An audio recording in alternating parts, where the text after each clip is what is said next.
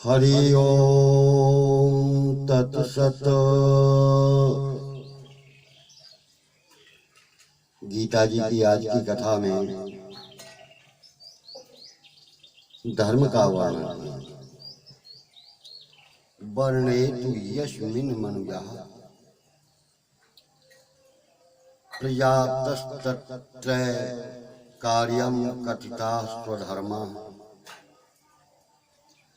शास्त्रेण तस्मान्नियतं हि कर्म कर्तव्यमित्यत्र विधानमस्ति।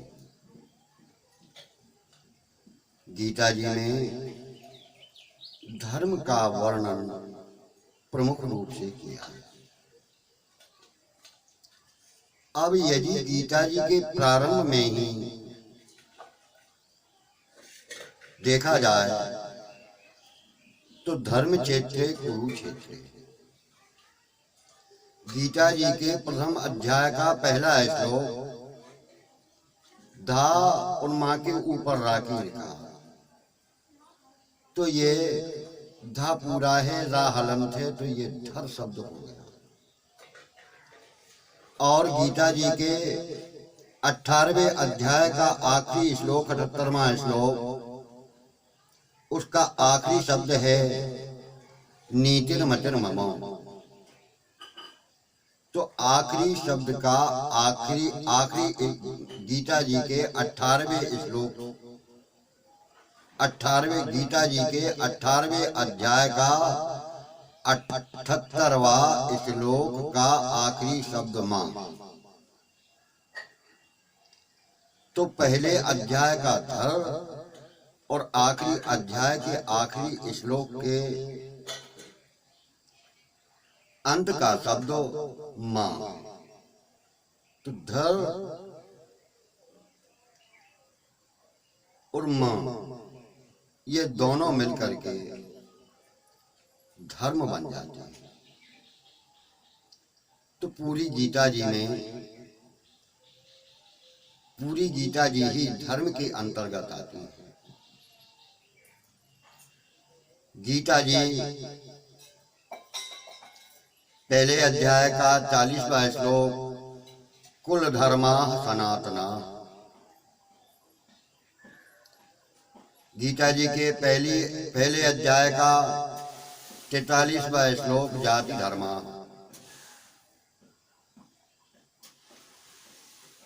तो सदा से चलती आई कुल की जो मर्यादाएं हैं, जो रीतियां हैं, जो परंपराएं जाति के रिवाजों की भी धर्म ही कही जाती है। धर्म सम्मूढ़ चेता, दूसरे अध्याय का 7वां श्लोक। स्वधर्मम धर्मयात्, दूसरे अध्याय का 31वां श्लोक।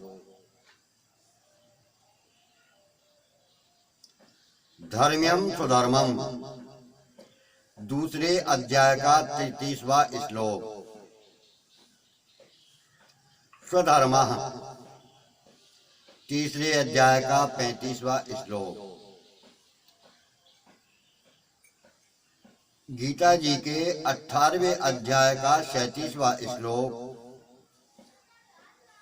आदि से अपने अपने वर्ण के अनुसार शास्त्र में बताए गए कर्तव्य कर्मों को भी धर्म अथवा स्वधर्म ही कहा है। और त्रयी धर्मम, 9वें अध्याय का 21वां श्लोक। तो इसमें वैदिक अनुष्ठानों को भी धर्म कहा है। इन सभी धर्मों को कर्तव्य मात्र समझ करके निष्काम भाव पूर्वक, यानी किसी प्रकार की इच्छा न रखते हुए, तत्परता यानी लगन पूर्वक किया जाए तो परमात्म तत्व की प्राप्ति हो जाती है। गीता जी के 18वें अध्याय का 35वां श्लोक, जो मनुष्य जिस वर्ण में पैदा हुआ है उस वर्ण के अनुसार शास्त्र ने उसके लिए उसका कर्तव्य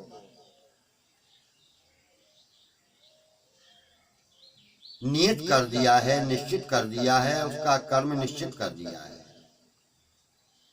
वह कर्म उसके लिए स्वधर्म यानी उसका धर्म है। परंतु शास्त्र ने जिसके लिए जिस धर्म का निषेध कर दिया है, मना की है, वह कर्म दूसरे वर्ण वाले के लिए विहित होने पर भी जिसके लिए निषेध किया है उसके लिए परधर्म यानी दूसरे का धर्म कहा है। शास्त्रों में तो बताया है, लेकिन दूसरे वर्ण के लिए वह परधर्म है यानी दूसरे का धर्म कहा है। अच्छी तरह से अनुष्ठान में लाए हुए परधर्म की अपेक्षा गुणों की कमी वाला अपना धर्म श्रेष्ठ है।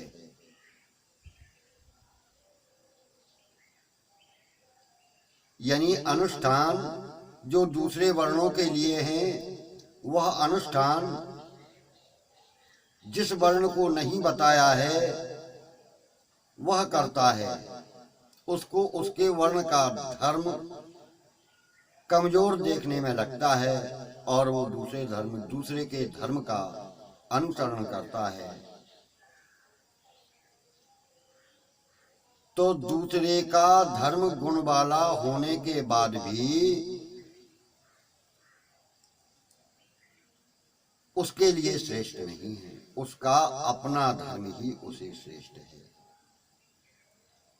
अपने धर्म का पालन करते हुए यदि मृत्यु को भी प्राप्त हो जाए तो भी अपना धर्म कल्याण को देने वाला होता है। लेकिन दूसरे का धर्म परधर्म का आचरण करने से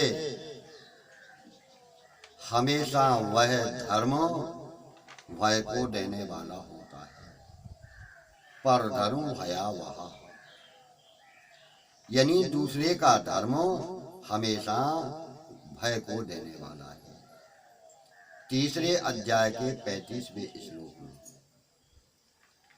वर्ण आश्रम के कर्म के अतिरिक्त मनुष्य को परिस्थिति रूप से जो कर्तव्य प्राप्त हो जाए, यानी वर्ण आश्रम में जो धर्म बताए हैं वह धर्म का पालन तो वो करेगा ही, लेकिन अगर मान लो किसी प्रकार की कोई परिस्थिति निर्मित हो जाती है और उसे वह धर्म मजबूरी में करना पड़ता है,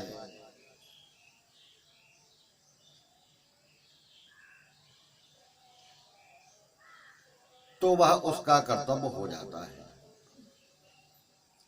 और कर्तव्य का पालन करने से वह भी मनुष्य का स्वधर्म है।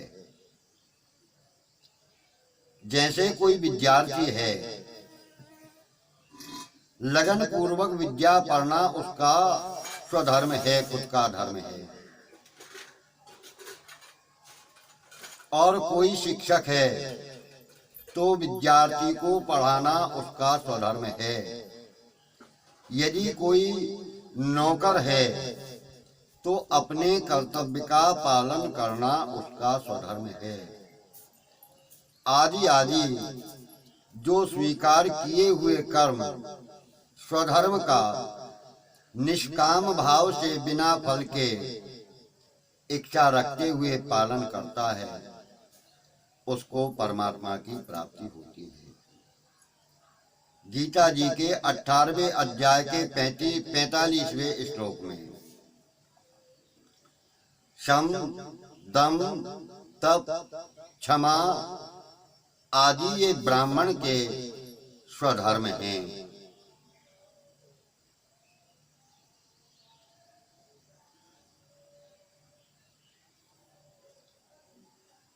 गीता जी के 18वें अध्याय के 42वें श्लोक में इसके अतिरिक्त पढ़ना, पढ़ाना, दान देना, दान लेना ये भी ब्राह्मण के स्वधर्म हैं। शौर्य, तेज आदि ये क्षत्रिय का स्वधर्म है। गीता जी के 18वें अध्याय के 43वें श्लोक में इनके अतिरिक्त परिस्थिति के अनुसार जो कार्य प्राप्त हो जाए उसका ठीक से पालन करना भी क्षत्रिय का स्वधर्म होता है। खेती करना, गायों का पालन करना, व्यापार करना ये वैश्यों का स्वधर्म है। गीता जी के 18वें अध्याय के 44वें श्लोक में इनके अतिरिक्त परिस्थितियों के अनुसार कोई आवश्यक कार्य सामने आ जाए तो उसे भी सुचारू रूप से करना वैश्य का स्वधर्म ही है।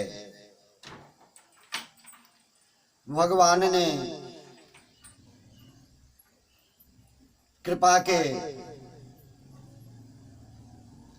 परवश होकर अर्जुन के माध्यम से सभी मनुष्यों को एक विशेष बात दर्शाई है। ऊपर कहे हुए संपूर्ण धर्मों का आश्रय यानी सहारा छोड़कर केवल भगवान की शरण में जाने से ही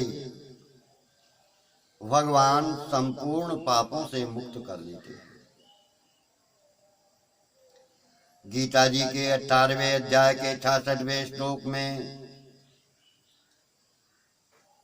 तात्पर्य यह है कि अपने अपने वर्ण आश्रम की मर्यादा रखने के लिए अपने अपने कर्तव्य का पालन करने के लिए ऊपर दर्शाई हुई सभी धर्मों का पालन करना बहुत ही आवश्यक है।